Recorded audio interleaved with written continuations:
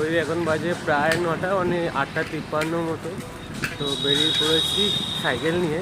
এখান থেকে যাবো নিয়ারেস্ট স্টেশন। টাইটেল আর থাম্বনেল দেখে অবশ্যই বুঝে গেছো আজকে আমি কোথায় যাচ্ছি। তো চলো, অলমোস্ট রেডি হয়ে গেছি। এখন ট্রেন ধরতে হবে, দেন তারপর যেতে হবে। ওই এখন বাজে প্রায় 9টা, মানে 8:53 মতো। তো বেরিয়ে পড়েছি সাইকেল নিয়ে। এখান থেকে যাবো নিয়ারেস্ট স্টেশন হৃদয়পুর। হৃদয়পুর থেকে ট্রেন ধরে দমদম, দমদম থেকে তারপরে নৈহাটি। অ্যান্ড এটা হচ্ছে যশোর রোড। এবার আমাকে এই পার থেকে ওই পারে যেতে হবে। অ্যান্ড হৃদয়পুরে চলে এসেছি। আমাকে এই ট্রেন ধরে যেতে হবে দমদম। দমদম থেকে আমি ট্রেন ধরবো 1 নম্বর থেকে, যেটা নৈহাটির দিকে যাওয়ার যে কোনো ট্রেন ধরবো। তো চলো আগে যাওয়া যাক।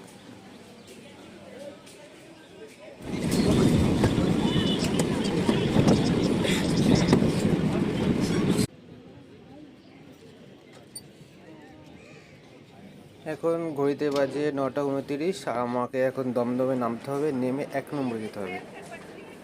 তো সিঁড়ি থেকে নেমে 1 নম্বরে যাচ্ছি। অ্যান্ড 1 নম্বরে এখন আছে একটা কল্যাণী সীমান্ত। তো এটাতে করেই আমি যাব হচ্ছে নৈহাটি। তো চলো।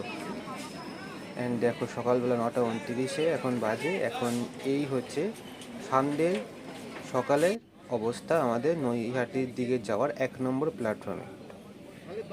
তো আমাদের ট্রেনটা 1 নম্বর দিয়ে ছেড়ে দিয়েছে। এটা হচ্ছে দমদম স্টেশন। অ্যান্ড দমদম থেকে আমরা এখন যাব প্রথমে পড়ে বেলঘড়িয়া, দেন তারপরে আগরপাড়া। ট্রেনটা কি টানছে রে ভাই, কি টানছে! প্রায় ট্রেনের স্পিড এখন দেখাচ্ছে মিটারে প্রায় 90-95।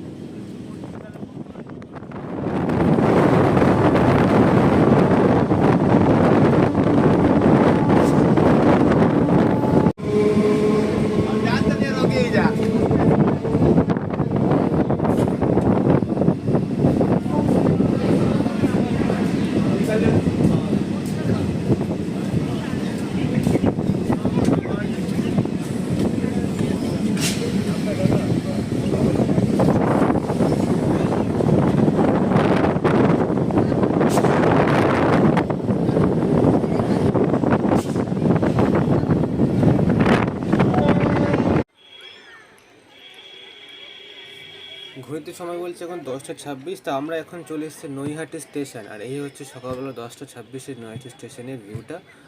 মোটামুটি সবাই যাচ্ছে পুজো দিতে। তো চলো আগে যাই। দেখো, নৈহাটি স্টেশনের প্ল্যাটফর্মের টিকিট কাউন্টারের পাশ থেকে বেরিয়ে একদম সোজা গেলে 5-7 মিনিট হচ্ছে বড় মায়ের মন্দিরের রাস্তাটা। তো এইটাই হচ্ছে বড় মায়ের মন্দির রাস্তাটা। এখান থেকে সোজা গেলে বড় মায়ের মন্দির।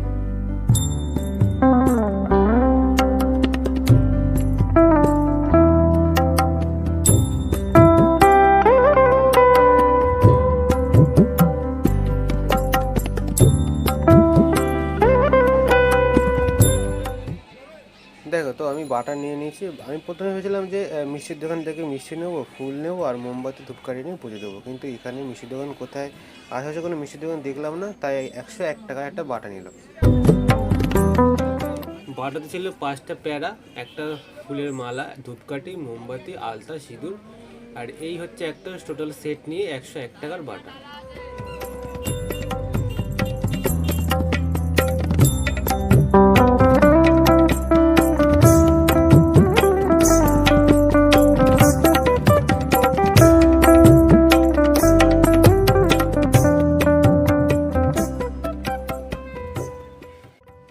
এখন ঘড়িতে সময় বলছে 11:16। আর রবিবারের দিনে আজকে নৈহাটির বড় মায়ের মন্দিরের ভিড় অনেকটাই কম।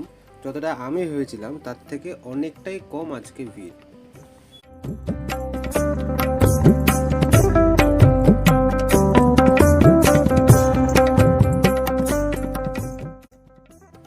তো অবশেষে বহু প্রতীক্ষা অবসানের পর আমরা মায়ের মন্দিরে ঢুকতে পারছি। আর এই হচ্ছে এখন সামনে মায়ের মন্দিরের ভিড়টা।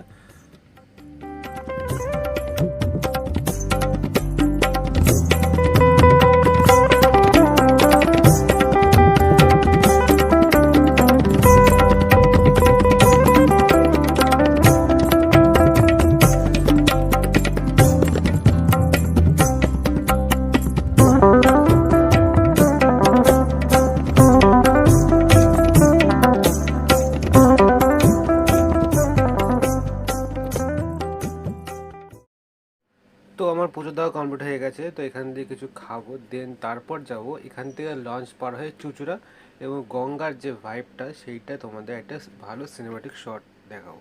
তো চলো আগে যাই, খাবো পরে, আগে ওখানে ঘুরে আসি, দেন তারপর একবারে বাড়ি যাওয়ার সময় তারপরে খেয়ে তারপরে যাব।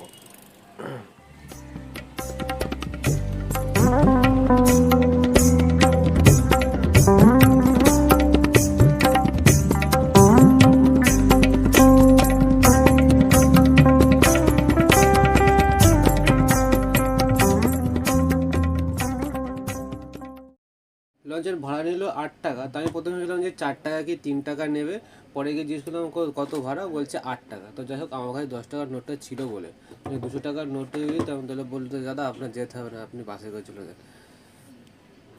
তো এই হচ্ছে গঙ্গার ভিউ।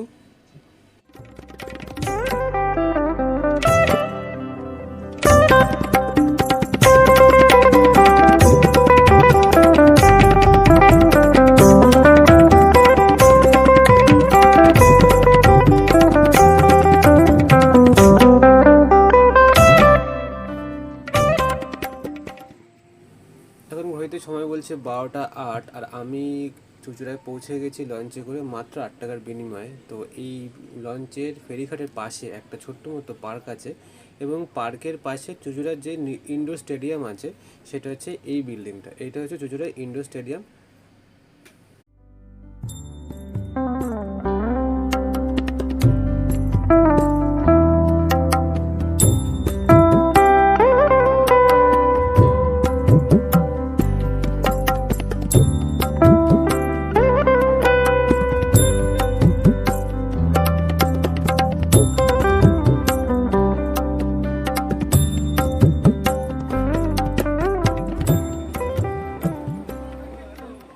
নৈহাটি মেছো বাজার ফেরি সার্ভিস। ঘড়িতে সময় বলছে এখন 12টা 8, আর এখন আমি পৌঁছাচ্ছি হচ্ছে চুঁচুড়া থেকে নৈহাটি যাওয়ার জন্য।